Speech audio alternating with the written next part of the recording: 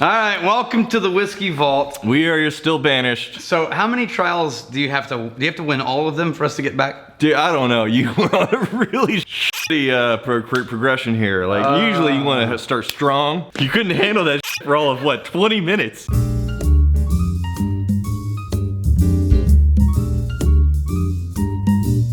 So, Yo. hey, I'm not done yet. Wolfburn Scotch. Ooh, it's We're doing things. like a mineralized This is a new distillery. iodine mineralized water. Now, the original distillery, remember I said Scottish names are always weird because it's always William Smith, Smith William, Grant Smith, Grant William, Smith, Yeah. John Grant Williams. Sure. Yeah. So, this distillery was originally started by William Smith, and it's in the northernmost part of Scotland that's not an island. So the northernmost part of the mainland is Wolfburn Distillery.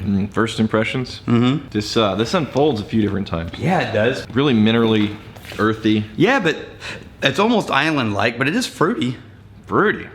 What fruit are you getting? I'm getting like dessert berries and cream. Dessert berries and cream? Yeah, there's some berries in there. I'll give you like honey. Oh, wait a minute. Maybe it's nut and honey. You know that, what's that breakfast? Nut and honey? Yeah. I can get that. I was about to say graham cracker, a little bit. Ooh, I like the taste of this. Underneath the earthiness. Mm-hmm. Yeah, really. The iodine is definitely present. This is a no-age statement. They actually started bottling or barreling in 2011, I think, or 12. Actually, 13. So, because their first release of a 5-year-old was in 2018, I think. This isn't a 5-year-old whiskey even. This is this might be even younger. No age statement, but this is Shane Fraser, Honey and iodine. who came from Glenfarclas. Oh yeah, we like them. And Ian Kerr, who came from Glenlivet. Together they took charge of the Wolfburn Distillery. Man, this is light and slightly almost Deanston floral-like. Again, you're finding... I'm finding like honeysuckle. I'm finding honey, graham cracker. I'm not getting fruity bits, but I'm getting more of the... I think... question. There's a little peaty spice. Very important question. Yeah. Hill. Important question. Jeez. Calm down. You broke the antlers. Yeah, I did break the antler. Broke the antlers. Just right in half. You know how long it took the whiskey stag to create that artifact? By the looks of it, at least 10 to 12 seconds to draw it, and maybe another 20 seconds to cut it out. Here's the thing. Are you going and picking out the nuances because the obvious broad stroke notes are just so obvious? Because you're talking about honey. Yeah, the obvious broad stroke notes are the broad honey strokes and pepper. The broad strokes. Are you Honey getting, and pepper. Are you getting iodine? I'm getting iodine. Getting iodine, I'm getting Yeah, earth. a little bit. Okay. Now, beyond those broad stroke notes, then leading into the aftertaste and everything. Yeah. Then it kind of crawls apart. This is not a one-note whiskey, man. This whiskey changes. No, it ramps up after a few seconds. Ramps up, gets bitey, and then it just kind of falls. And the aftertaste is lingering honey pepper. I dig this one, man. I really dig this one. Let's try it with a dash of water. I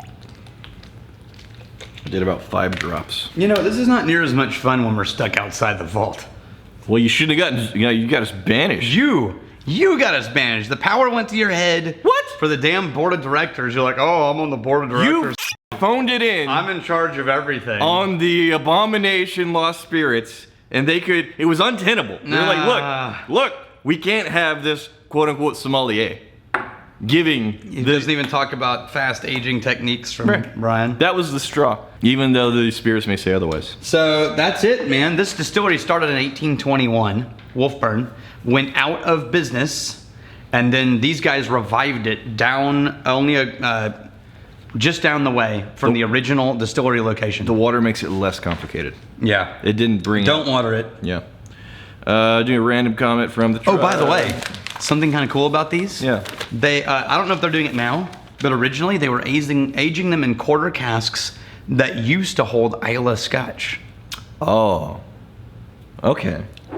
What region did you That's say? kind of cool. What region did you say This is northern Scotland, the northernmost mainland distillery. It's south of Highland Park and the Orkney Islands. Yeah. But it's the northernmost distillery on the mainland. This is 46% for those who care. Like, if you just would have given me this in a glass and not said anything, I would have been saying this is Islay. Yeah. I wouldn't have said Islay. I would have said Islay. I would have said an island whiskey like Talisker or Ledaig. Yeah. Yeah. I have been told the difference. I don't care to remember the difference, so I have not. Matt Strong, can you do something on complexity on a budget and home blending for complexity? So complexity on a budget, the previous episode, right, was like a 30s if you can find it, probably low 40s. Yeah. Which was the Buchanan.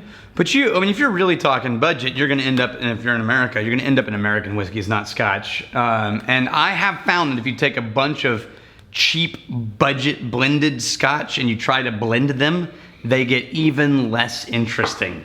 I tried that with Dad, and it did not turn out well. You need at least one single malt to add some complexity back into the mix. Brecht de Pape. Oh, although I have an exception to that rule. Yeah. If you really want an interesting but weird but cheap whiskey, buy the biggest jug of Bushmills you can find, because that's cheap, right? Yeah. And then get the smokiest Islay you can find, and mix Bushmills to Islay in about a 3-to-1 ratio, and you end up with a slightly smoky Irish whiskey. Okay. And that's actually really good, because that's how I got rid of Brimstone from Balcones. I mixed it with Bushmills. Similar thing. Brecht de Pape. How do I get off peat? If I taste pretty much anything without peat, it doesn't really give me that much. Tasted King Alexander III, and it was pretty meh for me. Any tips? He's a peat head. He likes the peat. He wants to go peaty. And we've made this comparison before. It's like people who get really hardcore into beer, if you eventually land in really, really hoppy beers, and to try to go back to other stuff. There's no turning back. There's no, and people who like spicy food. They want to get, that aggression that makes it a more interesting whiskey. I would say number one, I don't know that there's a way back. But here's one thing you could try. It's the only thing I could think of. Quit drinking for a month. Oh, yeah. Quit drinking for a month. And when you come back, start with the friendlier whiskeys. Yeah, speaking of quarterly challenges coming up pretty soon. Well, if you haven't signed up for the newsletter at whiskeytribe.com, more information will be there. In the near future... What happens is if you quit something, your palate will reset and your brain will reset slightly. Not totally, but it'll reset slightly. And it could get you back into the nuance and subtleties of the smoother whiskeys. Okay, Emmanuel Lerma. This is fun. How many sommelier levels are there? And more importantly, what is the maximum level of moochiness one can achieve? Wait, no one knows, it turns out. It has not yet been arrived at. It's a very similar power progression as Dragon Ball, and Dragon Ball Z, and like the Super Saiyan levels.